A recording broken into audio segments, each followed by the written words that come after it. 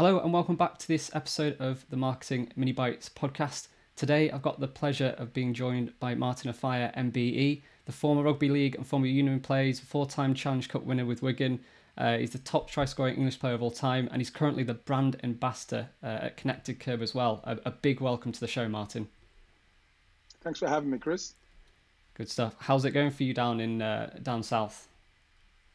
Oh, just enjoying the last days of summer, or the last day of summer, should I say today. Apparently the temperatures plummet tomorrow, so yeah, just enjoy it while it lasts. Fingers crossed we can make the most of it.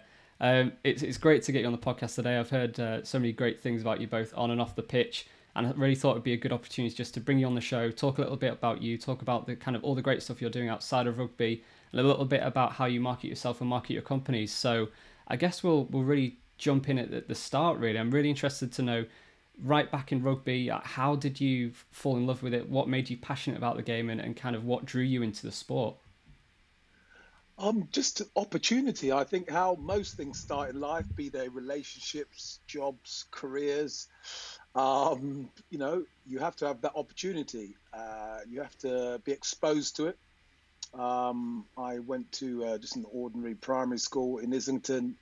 My mother was a school teacher. My father was a lawyer, a barrister at the time. So obviously education was high on the agenda. They found out about a grammar school, which they sent my brother to originally.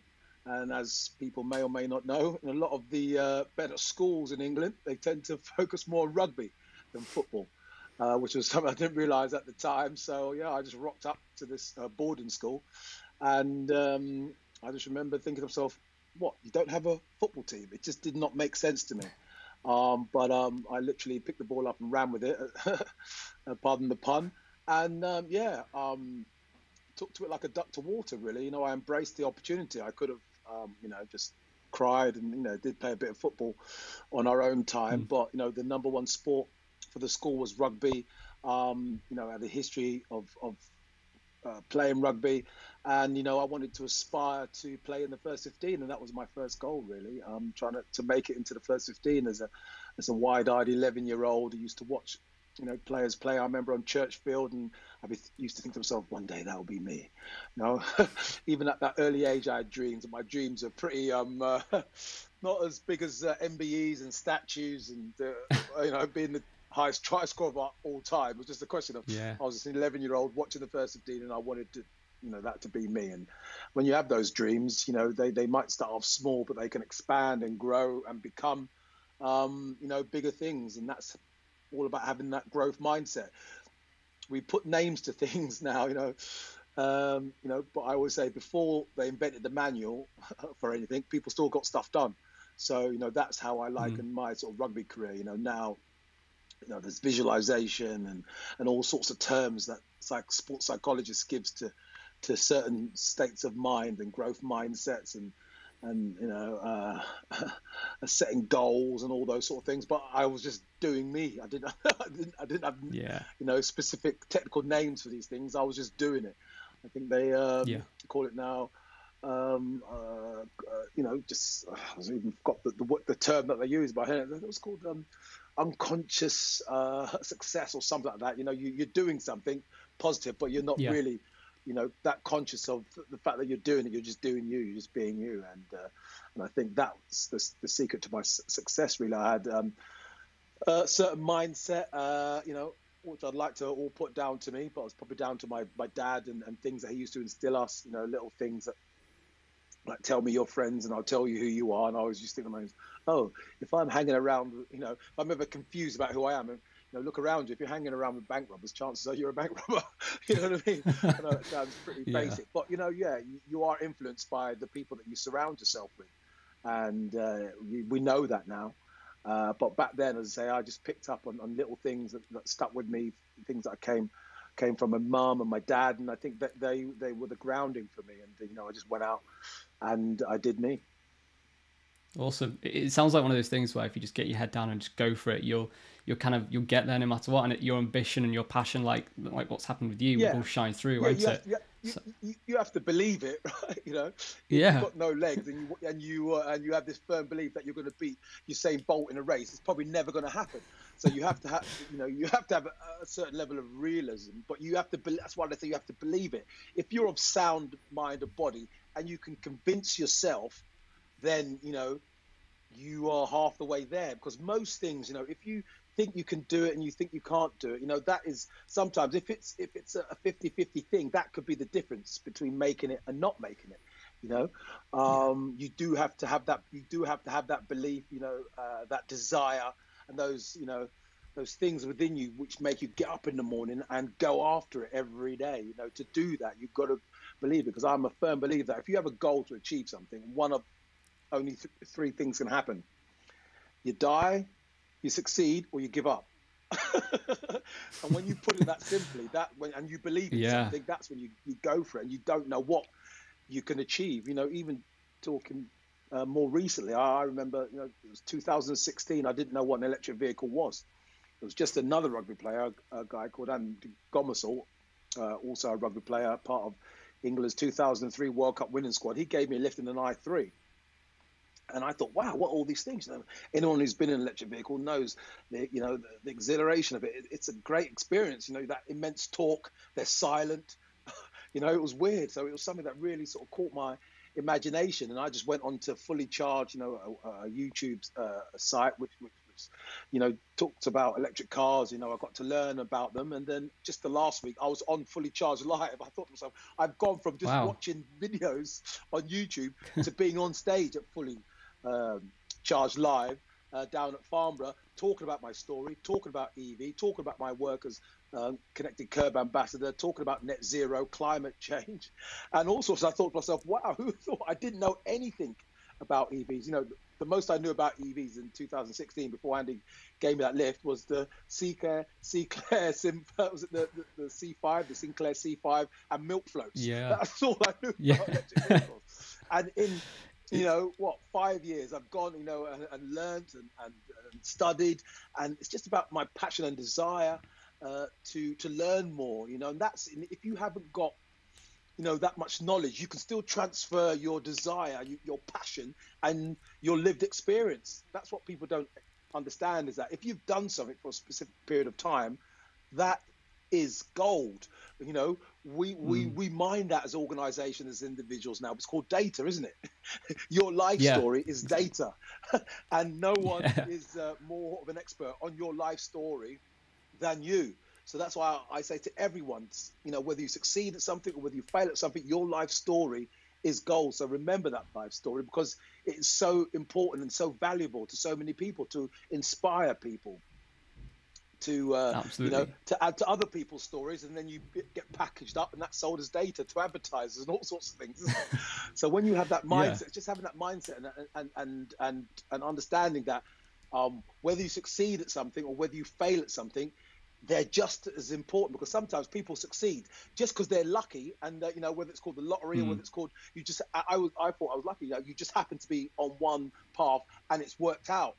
Some people are on another path and it doesn't work out, but what they don't do is just do something different. You know, they say the form of madness is to keep doing the same thing, failing, and expecting success. You just tweak it a bit. You know, all you've done is you found one way to fail, so you find another way to fail, then you find another way to fail, and eventually you find a way to succeed. And if you succeed through failing, it's more beneficial than succeeding without failing. Because if you succeed without failing, you just think that's how you become arrogant. That's how you think that's the only way to success. You have a very limited view of things, and sometimes, you know, succeeding without failure can be, you know, not a good thing. When you have that mindset, no, then you absolutely not. That the most important thing is to have the mindset, because whether you fail or succeed, you've still got that growth mindset. And sometimes in life, the hardest thing to do, and that's why we want problems in our life, you know, like injuries and stuff, because if you don't have any adversity, then you just carry on doing what you're doing. And what we also have to realize is there's always a better way. Whatever way you've found to succeed, there's always a better way. And if you don't fail or you have problems, you're not going to look for that other way, isn't it? If you're earning $1 million a year, you just think, you don't realize, I could be earning $10 million a year. Yeah, exactly. I do definitely think you will learn a lot more from your failures, like you absolutely said, because if you're just going down the straight line of winning, then you're like, well, am I actually winning, or can I be doing 100x what I'm doing now? So I think what you said speaks volumes to a lot of people. And when it comes down to your career as well, like when I was thinking, well, a question I really wanted to ask you was what your proudest moment in your career was. It might be, you know, the 1994 try when helped you guys win the Langston Trophy, that 90-meter dash to sink Leeds. I suspect it made you feel amazing, but I'm there thinking, well, perhaps that wasn't your proudest moment in career. Maybe it was something where you failed and you thought, I'm going to try something different. What was that proudest moment in your career? I think that definitely, the biggest moment of my career is definitely it's going to have to be that try, at Wembley in 1994. I think as a sportsman, you don't normally get to choose your own thing that you're remembered for. If I say Johnny Wilkinson, we're going to think of that drop goal. If we say Carl Lewis, we're going to think of him winning all those gold medals at the Olympics. You know what I mean? If I think of David Beckham, you think of that goal he scored from the halfway line, all the things you do. So you don't, and sometimes when you try and, if it's something else, then, it's kind of like so many people are going to come up to you and talk about that thing. It just ingrains it into your psyche. So whether you like it or not, that becomes the thing that defines you. There's a statue outside Wembley Stadium of me in the pose I adopted after I scored the try, and it's funny. I've scored 10 tries in the game. I've done so many things, but it's almost like that old thing that I used to say, isn't it? If a tree falls in the wood and it doesn't make a noise, you know what I mean? If it's not on TV, if it's not, and that's what I think it's been sad about sport, through the last 18 months or so, during COVID, and that we haven't had fans to there to enjoy it. Some of the games have been on TV. But, there's been so many great things that past sportsmen have done, but we don't even think about them because they weren't on TV. You know what I mean? If we go back to even the gladiators in the amphitheaters of Rome, doing great things, but we're not going to know about that because that doesn't relate to our society. Or in the first Olympics, we only know what we see and what we are exposed to. So, if you want to put something up which doesn't relate to the rest of mankind and society, then it's kind of almost like falls on deaf ears, and it's like everyone's life. We all have we all have a life, we all have things, but it's only certain people who what they do affects enough people, and that's how you become iconic, isn't it? Because life is about emotional connections, and if you connect emotionally with enough people, I walk around, I could be in some random country, and I know that if I bump into somebody who was at Wembley on that day, and there was about 90,000 people, and obviously there's more watching on TV, and they connected emotion with that moment. Either they were Leeds fans, so they hated me, they were a Wigan fan, or they were just a neutral, but they just saw, wow, it's easy to connect to, isn't it? A guy running down the pitch from one end to the other and scoring. It doesn't matter whether you're watching American football or Gaelic football or whatever. We, as human beings, connect with that. If you see somebody running fast, running through the whole team, doesn't matter what sport you're watching, you connect with that. You go, wow, what's that? It's Spartan. People have come up to me and say, oh, Martin, I wasn't a big rugby fan, but I remember seeing that try, and I thought to myself, wow, that fact that I've connected on such a level with so many people for that one moment in my life, which is gonna, as long as that statue's still there, people are going to still be walking past it, Googling it, saying, who is this guy? What has he done? Probably a clip of me scoring that try will come up, and you've made another connection. And I think that's what I love about sport. It's those emotional connections. It doesn't matter about your stats. People, I heard you say it, and it didn't even resonate to me. Oh, he's the highest English try scorer of all time. That doesn't really resonate. I've scored 10 tries in the game. It doesn't mean anything. I've won 4 Challenge Cups. Other people have won more Challenge Cups. I think Sean Edwards has won about 9. You know what I mean? So how does that compare? That doesn't connect with anything. It's just stats. That's why they say stats, and more stats. But when you see something, you know what I mean, it makes you go, wow. I was just going to say, I think that's really, really important for the quote that I heard as well, in terms of it doesn't matter what people say, it's all about how you feel. People are going to remember how you feel and not what you said. So I can't remember what my old manager might have said to me before, but I definitely remember how they made me feel. And that sounds like it's absolutely the case here. Those 90,000 people will have felt something that will have stayed with them. They can't remember what you screamed to the fans afterwards or what you said in the post-match interview, but they remember that incident. And I think that's true for sports. I think that's true for marketing. I think that's true for anything, social, everything. It's how you make those people feel, which is important. That's exactly what you do. You know, whether it's selling, whether it's marketing, whether it's sport, whether it's trying to connect with a classroom of children. It's about the best teachers are the ones that who connected with you emotionally, because we are the sum of our emotions. My dad wrote a book many years ago, which I'm trying to get reprinted now, called Understanding Your Emotions. And if you can understand your emotions, you're going to go a long way in life. Understand why we do things, like climate change, like staying healthy.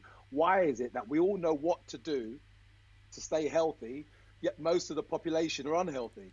So you know exactly what to do, but for some reason you're not emotionally connected with that information to get it done. That's why, how Christianity spread. It spread from one, I'm not going to get all religious here, but, or let's call it network marketing.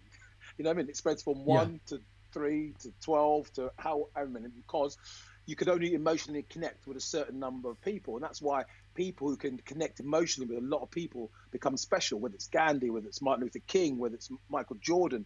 It's that ability to connect emotionally with your actions, like, Messi in the modern day, Maradona, Pele, even Steve Jobs, or whatever industry is, being able to connect, being a celebrity, that ability. And we don't know what it is. They call it the X factor, they call it this, they call it that, but it is about being able to connect emotionally with a large group of people. And we don't know why that is. Is it the tone of their voice? Is it, how they look? Is it the way they sing? Is it the way they carry their body? Is it the fact that they're just good at sport? And sport is a great vehicle for connecting with people emotionally. Like if you support Arsenal, if you support Man United, you know what I mean? They all say, I'm so-and-so till I die, whatever club, put whatever club reference in there, because that's where it is. You just emotionally connected to that club. And even if they sell, and that's why I see it's different in American sports, isn't it? And that's why culture is a big part of it as well, because in American sports, they follow the individual, don't they? So if you're a fan of Michael Jordan, if Michael Jordan tends to go to, or LeBron James goes to another club, then you tend to support that club. Whereas in England, our emotional connections with the actual club. And, it's unheard of, even if, not how much you love Messi or whatever, if he goes to another club, that's it. He's dead to you.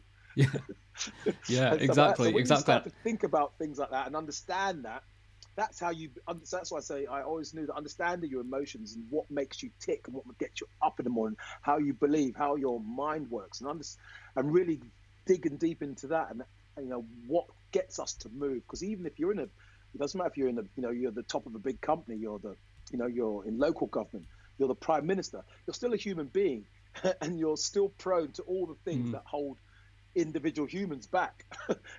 We just think that sometimes because people are experts that they're different to they're not. They just got a lot. All there are means they've got a lot more information. It still means that they might not act on it. Yeah, it's true. And I think that's why there's businesses that are so willing to spend the cash when it comes to being involved in these sports companies, whether it's the billboards on the side, just being affiliated in some way, shape or form with the Olympics, for example. The Olympics, you're affiliated with this big, huge brand that's nothing but being connective and inclusive and the best of the best.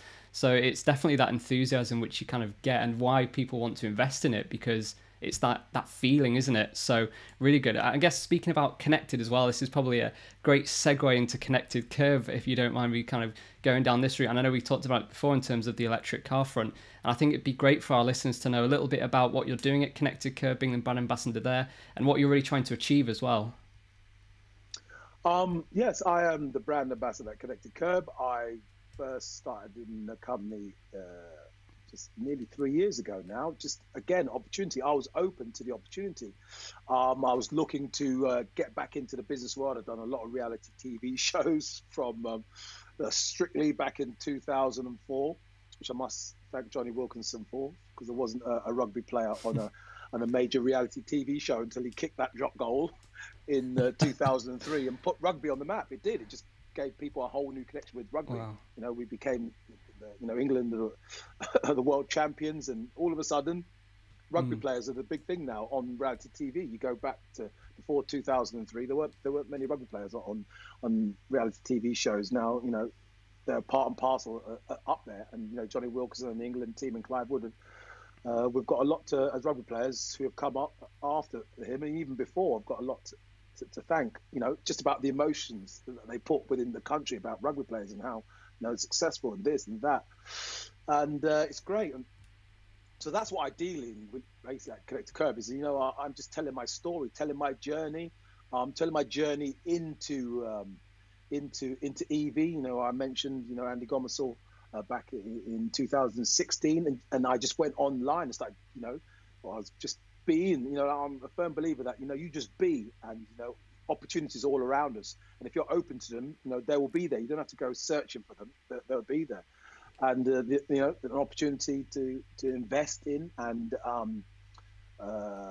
work with Connected Kerb came about around about in 2018, November. So, so it's almost 3 years ago now.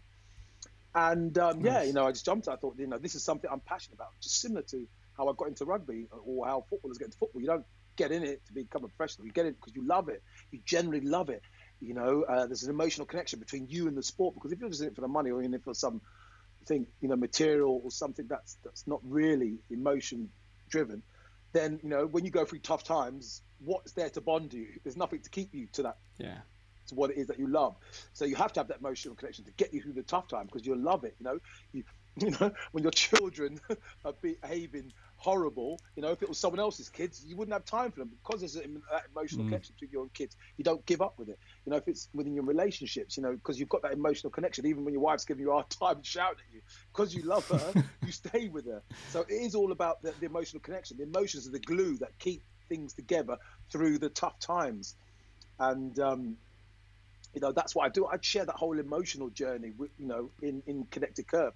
I share the fact that I'm passionate about this, passionate about the fact that we have to do something to halt climate change, that, we want this planet to be in a great place when our, great grandchildren are here. Who doesn't want that? We're all on this, and I don't think there's a person alive who doesn't want this planet to be in a great place when their great grandchildren, if they have them, are on this planet.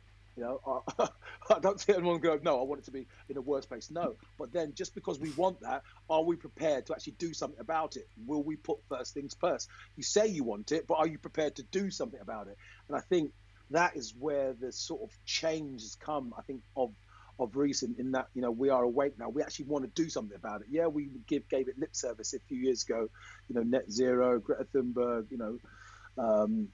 climate change, net zero, but even, I can go off tangent here and talk about, the way we treat our bodies, the way we treat each other, be that race relations, Black Lives Matter, the way the existence of the life of the black man was not that great back in the 1800s. It's a lot better now. What black sports had to endure, even go back into the 70s. We've all been there, football grounds, and now, that level of that has not been, it's not acceptable now. When England go and play, and the abuse that some England players had to endure after Euro 2020 or 2021. I don't know which it was. It's called 2020, but it was in 2021. But what I'm trying to say. Now we go, oh, that's not acceptable.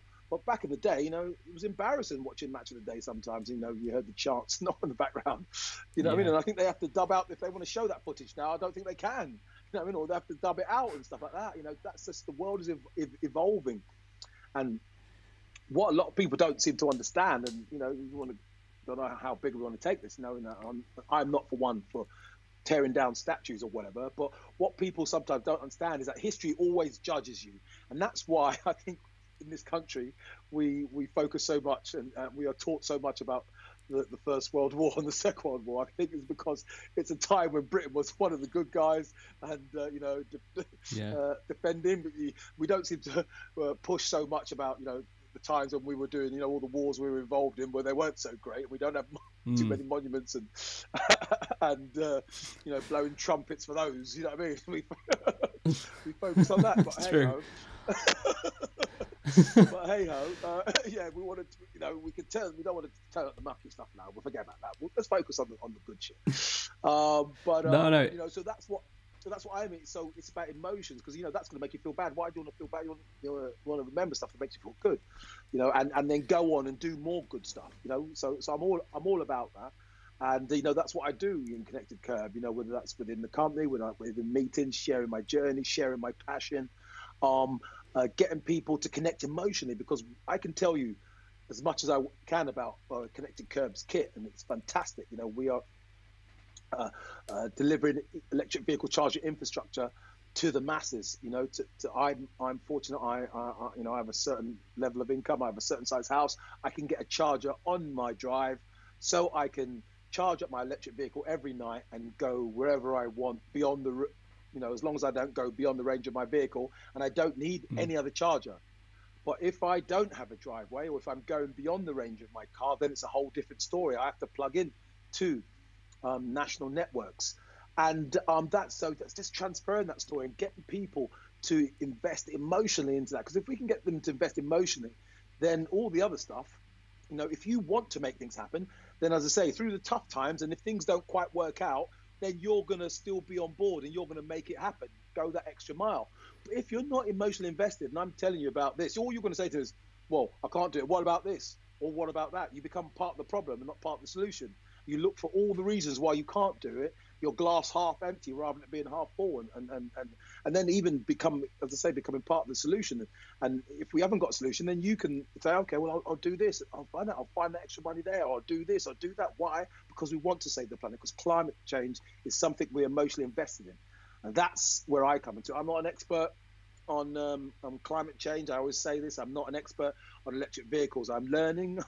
I've learned enough to speak to people who are probably less educated than myself, and but it's all about the emotions and getting them. Do this is something you want to do? You know, if you want to lose weight, you know, why do you want to? You know, do you want to lose weight? Why do you want to lose weight? Why? Because you want to see. You want, you know, fewer health problems in 5-10 years time, and maybe you want to be there and walk your, you know, your daughter down the aisle. You want to be there and be able to, you know, it's heartbreaking when you see a footballer say, you know, on TV about how his dad did so much for him and how his dad's not here today, you know. So if you could go back in time and say to your dad, look, Dad, do this, do that, and maybe you might be there one day if I make my England debut, you know, all of a sudden you're getting people emotionally invested, like, yeah, okay, you know, I might actually do those steps, and I might actually eat that salad or that thing, or doing, you know, deferred gratification.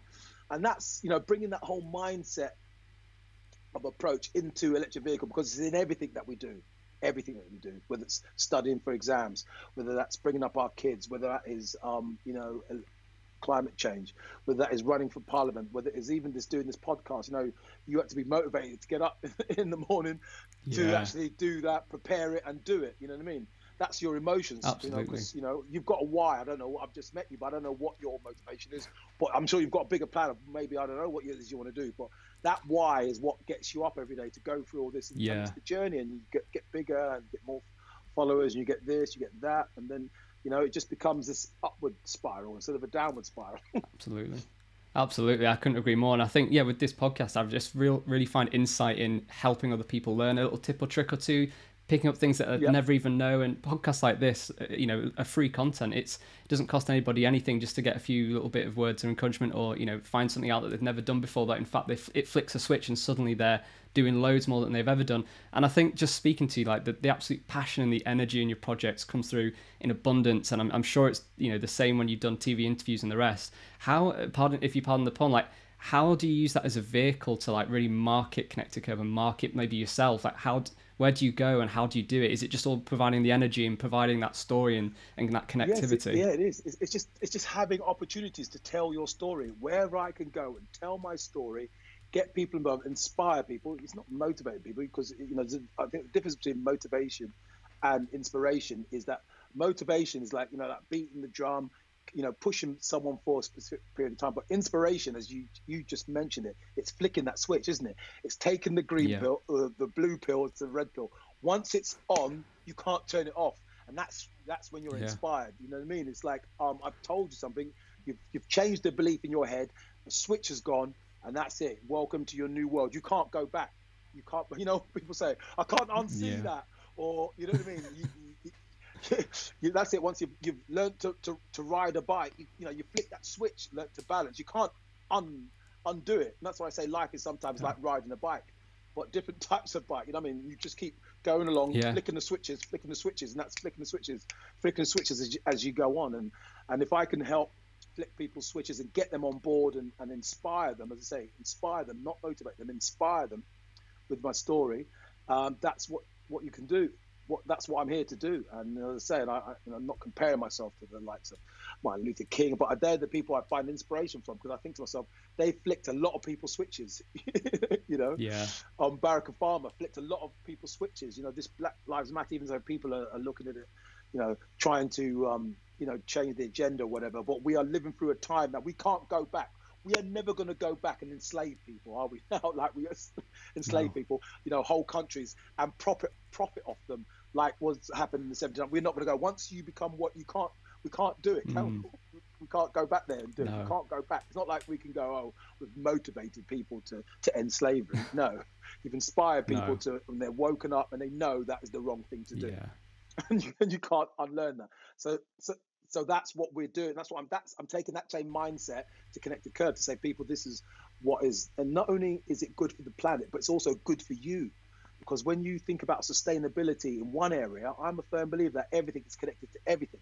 So sustainability for the planet is linked to sustainability, for the country, which is linked to sustainability within your community, which is linked to sustainability within you as a human being. You know, if we're out looking at other modes of transport, we're using our body, you know, because, you know, if you don't use it, you lose it. So, you know, if you are walking more, if you are thinking about other forms of transport, rather than just being lazy and getting in your car and polluting and consumption, then, you know, you're going to be healthier as an individual. We're going to be healthier as a country.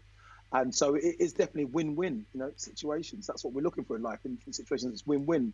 And sustainability and EV and the Connected Kerb, we're all looking for win-win solutions, you know, where we produce clean air within the environment. So it's clean air, less people, you know, 40,000 people a year die through to, you know, diseases and illnesses related to poor air quality. I think the first young girl in Southwark during a coroner's inquest, you know, found climate, bad air, and was the main cause for her passing. You know, and that's the first time that's ever happened in a UK court. And, you know, and as I say, and it's when you hear individual things like that, because when you hear the stats, you know, 20,000 people died, this 1,000 people died, kind of like, you know, it doesn't really mean that much to people. It's just a number. It's far, away from you. But when you actually know someone, and that means so much more, you think, oh God, that one person, because one person is too many. But sometimes we can say a certain number, and then we get to a certain number, then the government says, okay, too many people have died, like with COVID, we have to do something about it. It's almost like a certain number of people have to die before anything is done, whether that's in trains, even if it's in road safety, isn't it? You know that if there's a speed camera there, a certain number of people have died, and probably more than one. But it shouldn't have to be like that. We should think to ourselves, okay, look, let's try. I know that there's a cost involved, and there's got to be a way of we can't put certain things everywhere. But if we know now that it's killing us, we shouldn't have to listen to numbers. We should know that, yes, we've got this opportunity to get into clean emission vehicles. Let's do that. And even if we've got the chance to walk, let's walk. Let's use public transport. It's healthier for ourselves, and that's what I'm at Connected Kerb trying to do, trying to help change, flick on the switch, for want of a better phrase, in as many people as possible, to get them on board, to get them emotionally invested, so they become agents for change themselves. Absolutely, and I can say with confidence, in definitely the rugby world, you've definitely flicked a lot of people's switches that I've been talking to, and hopefully with this next venture as well, you'll do the same. I know a lot of our listeners will probably go away and have a look and just think, listening to your story and having a look online about it, because there's so much good content out there that you guys have produced, and the actual product is great. And I think EV is definitely important, and a lot of people, I think it almost goes back to understanding the problem as well, doesn't it? People might not understand things, like you say, they might just get a load of stats, but stats are meaningless unless people understand, is that a bad stat, is that a good stat? So absolutely. And what I really wanted to know as well, kind of almost to wrap everything up, is we've talked all the great things about what inspires you, but I'm really interested to know is like, what's next for you? What's next for Martin Offiah? And is it Connected Kerb, or have you got loads of other things which you're on with as well? What's next for me is, as I said, everything is connected to everything, but it's like just champion sustainability. whether that's in your individual health, in the way that you move, you transport yourself, goods, us as a country, as us as a world. I know COP26 is in Glasgow, I think, in November, and that's like the biggest world summit for climate change. That's on a global scale, but we as individuals can make our mark, and just move that needle just by literally taking that first step, changing our habits, looking at the way that we get around. Like I definitely look, if I've got a way of getting around, I think to myself now, and I even thought like this morning, I thought to myself, oh God, I always use public transport as a way of getting places. I think walking, but I never used to think of jogging as a way of getting. I go for a jog, but I thought to myself, I never think of jogging, because obviously time's a factor as well. When getting, sometimes I think to myself, I can't go there by walking because it will take too long, and I've got to get there and back. I can't get there by using my car, because I think it will take with the LTNs or whatever. But I thought to myself, God, I thought, I can jog. So I just was like, okay, that's, if I get a rucksack, I can jog. So it's always just just continually sharing your story and getting better. Getting better, helping other people, helping my children achieve. My both my children are keen sportsmen. My youngest, Phoenix, is a footballer. He's part of the QPR development system. My eldest son, Tyler, is a rugby player. He's part of London Irish development system. And yeah, just helping people. That's all I want to just help people. That's in life. You spend the first half of your life trying to achieve, I think, things, and the second half of your life trying to help people, trying to add value to other people's lives. And I think that is where the true joy is in life. And now I help people with mindset coaching as well. People wanting to get healthy and fit. So reach out to me, Martin Chariots of Fire, on Instagram or on Facebook or any of the social media channels, really. If you want to develop your mindset into the growth mindset, so I do a lot of coaching for that. I have an online fitness club that I do called the Family, with Jamie Bolsh, Adam Jamili, and a few other sportsmen as well. So yeah, so we have that. So yeah, so it's all about sustainability, really. I think because a lot of the things we did in the past, cost was the number one factor. As soon as someone said to you something, you go, how much does that cost? But now sustainability is the one factor. Is cost is just still up there, but it's below sustainable. If it's not sustainable, you can't do it. You can't do things now. By 2030, you will not be able to buy ICE vehicle. That's an internal combustion engine vehicle. If it's fueled on petrol, diesel, you will not be able to buy a brand new one from 2030, and the clock is ticking. So we are going into this, what Boris termed the green revolution.